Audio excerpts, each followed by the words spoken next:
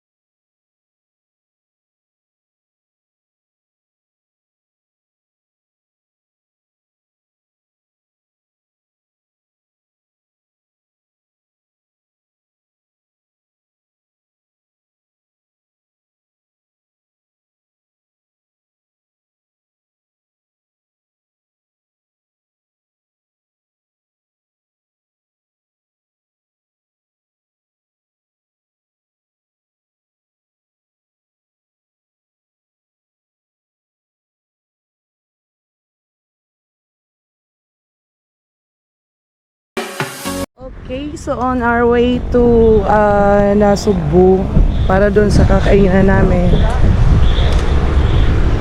Ayan, so nadaanan namin tong view. Wow, what a nice view and a breathtaking. Tingnan nyo naman guys, oh.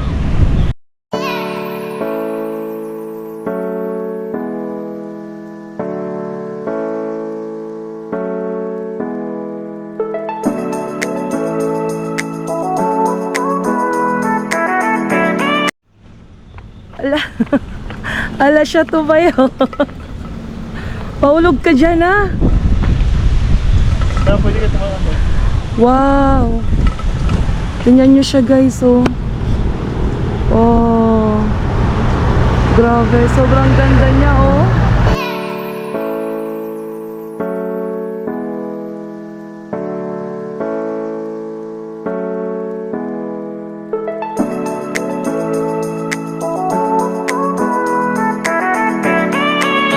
Doon yung Tagaytay or yung Bulkang Taal, di ba? Kim, hoy, bumaba ka na dyan. Kaloka ka. Mamaya mahulog ka dyan.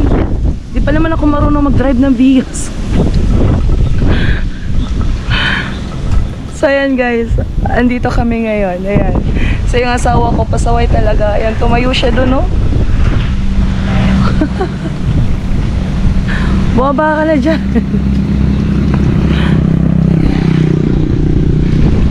Ayan. So, nag-stop over muna kami dito para mag-picture-picture lang. Ayan. So, babalik na kami sa sasakyan kasi baka di na namin abutan yung kakainan namin doon ng Lomi. Ayan. So, maraming dumadaan and mabibilis din yung takbo ng sasakyan dito guys. So, tara. Balik na tayo sa sasakyan. Nag-aantay pa yung Lomi sa atin.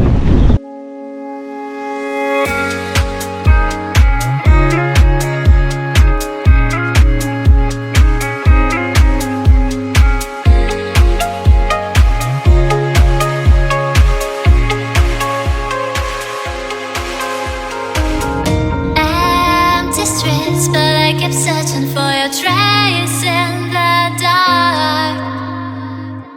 Losing myself in the endless memories of the end right from the start. You're an obsession in my head, I can't forget your eyes. Your kisses burn my skin, I feel so empty inside.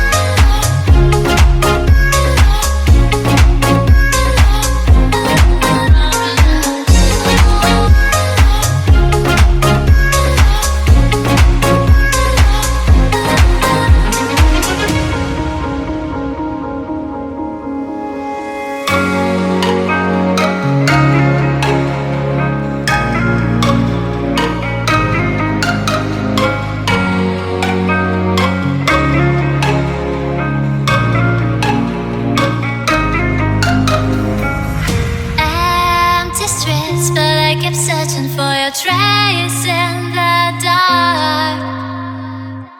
Losing myself in the endless memories of the end right from the start. You're an obsession in my head, I can't forget your eyes. Your kisses burn my skin, I feel so empty inside.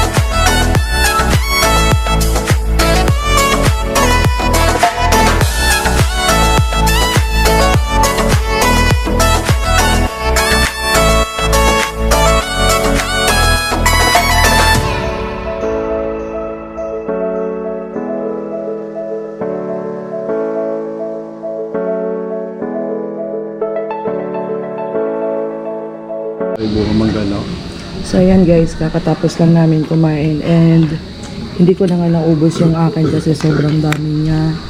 Tapos yan sa kanya, wala nang natira. Grabe. Para ka naman hindi pinakain niya ng isang linggo. Ubos. Tapos ito, nag-order din kami kanina ng sisig kasi hindi kinain ng bata. Ubos niya rin yung sisig. Literal na gutom. Ayan, so yung akin hindi ko na talaga kayang ubusin.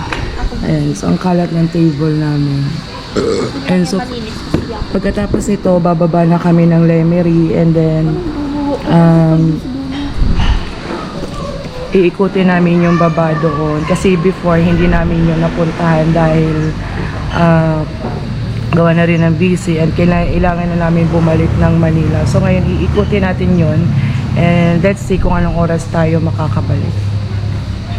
So yung mga gusto kong kumain dito, yung lomi nila guys, imagine niyo yung in-order ko, yung pinakita ko kanina, hindi ko siya kayang ubusin.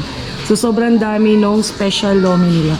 So ito yung in-order ko, yan, yung tig 70. And then meron din silang sisig, sisig with rice, and then yung regular lomi, special lomi. So pagkakain kayo, so isasuggest ko kung kakain kayo, yung special lomi is enough lang siya sa isang tao. Actually, sa isang tao nga lang, sobra-sobra na to. Ayun, so meron din sila dito mga short order. Yan. So punta lang kayo dito guys. So ito yung location.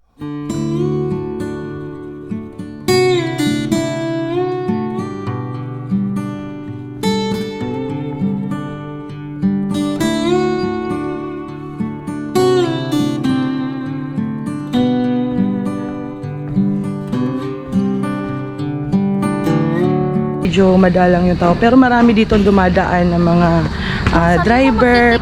So dito sila dumadaan para mag merienda, kumain, ayan. So ito yung pangalan ng kanilang restaurant. And so may bibingka din sila. So hanapin nyo lang to, Mar and Jolo Lomi House. Ayan. So kung magagaling kayo ng Tagaytay, madadaanan nyo siya. So yun ang papuntang Tagaytay and then ito papuntang Lemery. So kung papunta kayo dito, nandito lang siya sa left side. Ayan. So, hanapin nyo lang. Ito siya guys. Ayan. So, ayun na nga. Let's go na guys. Kailangan na natin tumuloy sa ating biyahe. And, babalikan ko kayo mamaya. So, ayun guys. Alis na nga tayo. And, busog na yung ating driver. Kitang-kita naman ang ebidensya. Ayan, so paalis na tayo. Ayan, Mar and Jo Lomi House. So every time na pumupunta kami dito ng Lemery, ito talaga yung kinakainan namin dito. Kasi sobrang the best ng lomi nila guys. As in, walang halong echas, walang halong charot. So sobrang sarap. Simple lang siya guys, pero the best yung kuluto nila ng lomi dyan. Talagang dinadayo namin to every year. Kasi sobrang busy nga namin, kaya hindi namin to laging mapupuntahan. Pero pag pumupunta kami dito ng Lemery, hindi talaga namin pinapalampas yung kainan na yan. Ayan. So, diretso na tayo sa ating biyahe. Ito yung sinasabi ko kanina na hindi namin na-try puntahan. Dahil sobrang busy nga namin and alanganin sa time namin before. Kasi usually, pumupunta kami dito, alanganin time na talaga. So, ngayon lang namin siya itetry, na-explore pa talaga yung pinakababa nitong lugar na ito.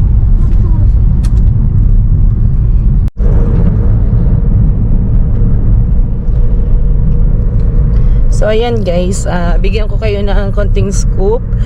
So kakagaling lang namin doon sa pinagkainan ng lomi and right now andito na kami sa may Kalaka. So ang plan ng ating driver, iikutin namin yung sa may Balayan and then going dito sa may parting na Subo, then going back to sa may Alfonso or sa may Tagaytay, yung dinaanan namin kanina. So we'll see kung saan tayo dadalhin ng ating road trip na ito. Ayan. So for now, binabaybay pa rin namin yung Kalaka. Yan. So medyo mahaba-haba pa to guys. Yan pa. So yung mga ano pa to? Mga 30 minutes siguro or 1 hour. Yan. So medyo matagal-tagal yung biyahe natin. Look. Layo. Yung dagat oh.